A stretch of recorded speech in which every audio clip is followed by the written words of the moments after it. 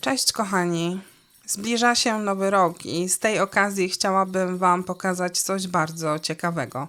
Zobaczcie.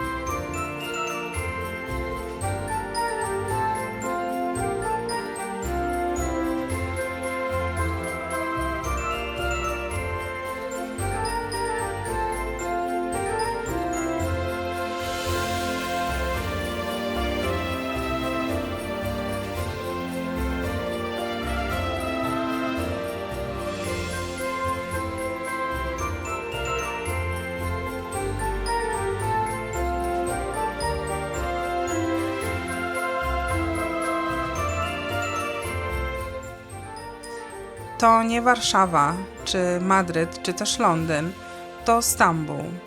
Ale choinki w Stambule? Przecież Turcja to kraj muzułmański. To dlaczego w grudniu Stambuł świeci się jak niejedna europejska stolica?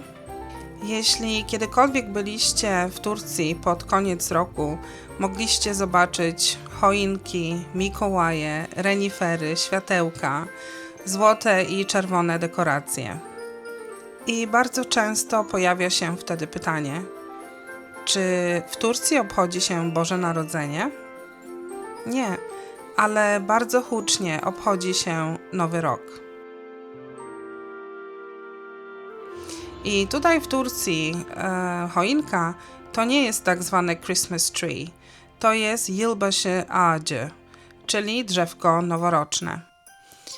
Nowy Rok jest świętem świeckim. Jest to też symbol odrodzenia oraz okazja do wspólnego świętowania razem z rodziną bądź też znajomymi. Tradycja ta przyszła do Turcji w XX wieku wraz z westernizacją kraju oraz reformami, które przyjął Atatürk. Głównie pod wpływem Europy, ale tradycja związana z choinką nie wzięła się znikąd, dlatego że jeszcze w czasach przed islamem dla ludów tureckich drzewo było symbolem odrodzenia, symbolem nadziei, symbolem dobrobytu. Także choinka, chociaż dzisiaj wygląda bardzo europejsko, świetnie wpisała się w kanony kultury. Opowiem Wam teraz trochę o tradycjach noworocznych w Turcji. Tak jak i w Polsce święty Mikołaj przynosi nam prezenty, tak w Turcji święty Mikołaj, a w zasadzie Mikołaj, przynosi prezenty dzieciom. Prezenty są wręczane głównie po północy. Ale dlaczego Mikołaj? Mało kto wie, że święty Mikołaj pochodził z dzisiejszej Turcji, z Myry, obecnie Demre w prowincji Antalya. Dlatego w Turcji Mikołaj funkcjonuje raczej jako symbol radości, nowego roku, prezentów, a nie jako postać religijna. A co stawia się na noworocznym stole? Noworoczna kolacja jest obfita, ale nieco lżejsza niż ta, którą mamy w Polsce podczas świąt Bożego Narodzenia. Jest to kolacja bardzo kolorowa i składająca się z wielu małych dań. Na przykład na stole niemal zawsze pojawiają się meze, czyli przystawki, takie jak na przykład hajdari, gęsty jogurt z czosnkiem, koperkiem i miętą, acili ezme, pikantna pasta z pomidorów i papryki, hummus z oliwą, dolma, czyli liście winogron nadziewane ryżem i ziołami. Często są też owoce morza, krewetki, kalmary, grillowane ryby i oczywiście obowiązkowo indyk, czyli hindi, pieczony w całości, nadziewany ryżem z rodzynkami, orzechami pieniowymi.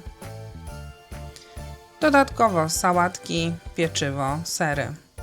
Na deser obowiązkowo baklawa bądź lokum. Kolejnym noworocznym symbolem jest granat, a w zasadzie owoc granatu jako symbol dobrobytu i obfitości. Istnieje w Turcji stara, ale już chyba rzadziej praktykowana tradycja, którą jest rozbijanie owocu granatu przed drzwiami. Im więcej ziarenek granatu się rozsypie, tym więcej pieniędzy, bogactwa, obfitości przyniesie nowy rok. Granat w Turcji symbolizuje obfitość i pomyślność oraz dobrobyt. Tradycja ta jest już teraz mniej kultywowana, ale dalej na tureckich stołach podczas Nowego Roku powinien królować granat. Kolejną ciekawą tradycją jest ubieranie czerwonej bielizny w noc sylwestrową. Czerwień ma przynieść szczęście. Poza tym następnym zwyczajem jest wkładanie banknotu do portfela. Ma symbolizować to żeby pieniądze trzymały się portfela cały rok. A jak wygląda Sylwester w tureckiej telewizji? Bardzo podobnie do tego, jak wygląda on w Polsce. W Polsce mamy nasze koncerty, mamy transmisje sylwestrowe. W Turcji wygląda to bardzo podobnie. Są organizowane koncerty, są specjalne programy sylwestrowe, są talk show, jest humor oraz jest jeszcze jeden bardzo ciekawy element, to jest taniec brzucha. Skąd tancerki brzucha w Nowy Rok? Taniec brzucha w Turcji nie jest religijny, nie jest tabu i ma długą historię rozrywkową. Już w czasach osmańskich był elementem uczt, wesel i świąt, symbolem radości, rytmu życia. Dlatego dziś Nowy Rok równa się muzyka oraz radość i taniec brzucha. Kolejnym elementem tradycji noworocznej jest narodowa nadzieja na cud, czyli Loteria Narodowa. Już na kilka tygodni przed 31 grudnia ulice, bazary, deptaki wypełniają się ludźmi sprzedającymi losy na loterię. Ludzie kupują je z rodzinami, z przyjaciółmi, a czasami w pracy, nawet w grupach znajomych. Ludzie składają się na taki jeden los i potem obiecują sobie, że podzielą się wygraną porówno. Największa wygrana jest losowana dokładnie po północy. Wtedy wszyscy, którzy takie losy zakupili, siedzą przed telewizorem i w wielkim skupieniu i w ogromnej nadziei na wygraną sprawdzają liczby i sprawdzają, czy to właśnie ich los był tym wygranym. Kolejnym, coraz bardziej popularnym zwyczajem noworocznym jest tak zwany Secret Santa, głównie w korporacjach, w prywatnych szkołach oraz w dużych firmach międzynarodowych. Wtedy właśnie losuje się osobę, której kupi się prezent. U nas w Polsce takie losowanie jest głównie powiązane ze świętami Bożego Narodzenia. Tutaj to jest tradycja noworoczna. Prezenty mogą być symboliczne, mogą być humorystyczne, mogą być skromne. Często dołączane są do nich zabawne życzenia świąteczne.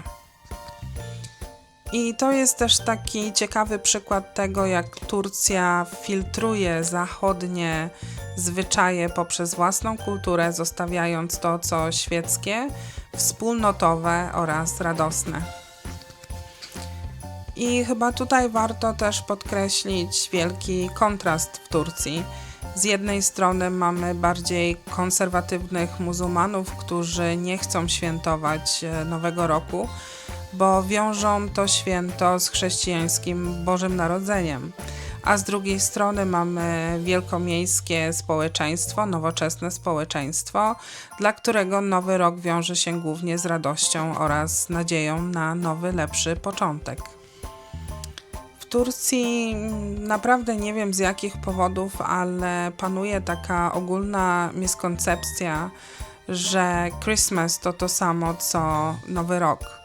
I dlatego, tak jak wspomniałam, część bardziej konserwatywnych muzułmanów odmawia świętowania Nowego Roku, wiążąc właśnie choinkę z chrześcijańskim świętem i obchodzenie Nowego Roku jako obchodzenia Bożego Narodzenia. W ostatnich latach również w szkołach zabrania się ubierania drzewek noworocznych oraz dekorowania klas właśnie na taki styl zachodnio-bożonarodzeniowy.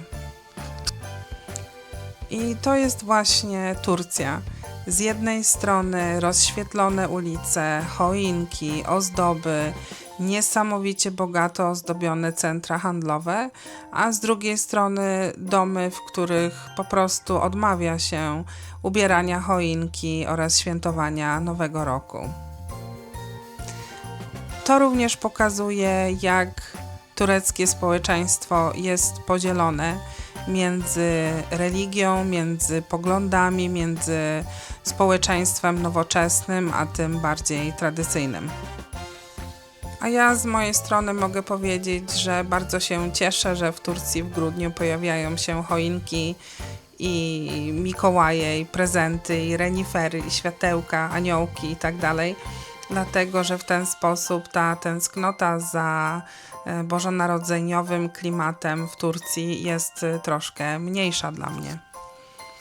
Mam nadzieję, że tureckie tradycje noworoczne Wam się spodobały, bo dla mnie były one na pewno zaskoczeniem. Zachęcam oczywiście do subskrypcji, do lajkowania oraz komentowania, a na sam koniec chciałabym Wam życzyć wszystkiego najlepszego w nowym roku, szczęśliwego, pomyślnego i dobrego roku, takiego, który nie musi być idealny, ale takiego, który będzie naprawdę Wasz.